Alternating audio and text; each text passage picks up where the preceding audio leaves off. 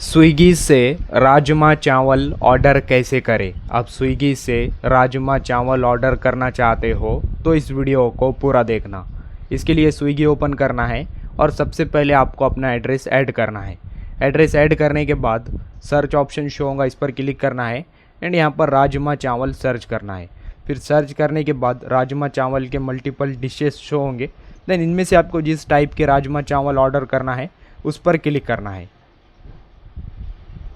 Then click करने के बाद फिर से आपको उस टाइप के मल्टीपल डिशेस शो होंगे। देन इनमें से आपको जो ऑर्डर करना है उस पर क्लिक करना है। फिर ऊपर आपको फ़ोटो दिखाई देगा। देन नीचे राजमा चावल का नेम शो होगा। Then right side add option आएगा, ऐड पर क्लिक करना है। फिर नीचे ऐड आइटम आएगा, इस पर क्लिक करना है। फिर व्यू कार्ड ऑप्शन शो होगा, इस पर क्लिक करना है। देन क्लिक करने के बाद पेमेंट मेथड ओपन होगा, यहाँ पर पे पर क्लिक करना है।